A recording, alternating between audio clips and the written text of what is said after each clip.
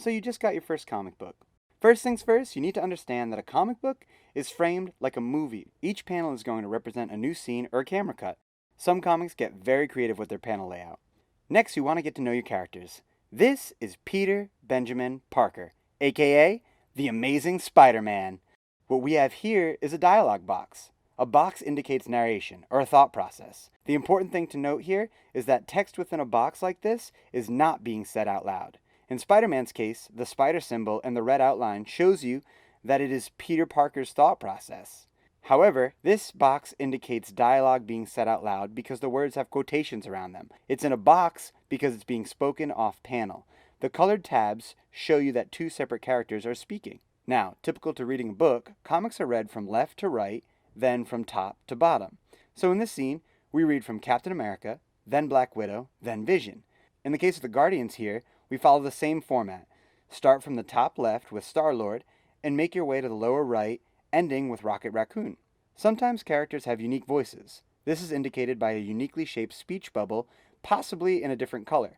In the case of Iron Man, whose voice sounds a little electronic, his speech bubble has a lightning bolt in the tail. So for Vision, it may sound something like, "Actually, there are 14,984 alien biomasses that have emerged from the portal." Now notice on this last panel that there is a dialogue bubble with no tail directing you to a character. The shape of the bubble having those little lightning bolts around the edges tell us that this is being set off panel and through electronic means such as an earpiece or an intercom. Some characters have extremely unique and sometimes scary voices, which will be shown through a color change and an interestingly shaped speech bubble. This is seen in characters like Venom. His voice may sound something like, "Dr. Steve, the artificial anti-venom. We need it. What have you done with it?" Okay, so moving right along.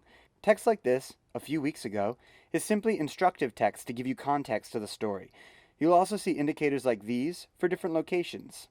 In the world of comics, our characters often face extreme, almost soap opera-like levels of drama. When a character needs to react accordingly, the artist will show you through large, outrageous speech bubbles with big fonts driving home the emotion of the scene.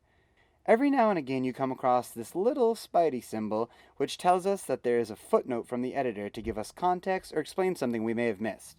And finally, one of the most comic book comic-y things out there, we have the onomatopoeia. Onomatopoeia. These are words that represent sounds. The most synonymous to the Amazing Spider-Man is the thwip.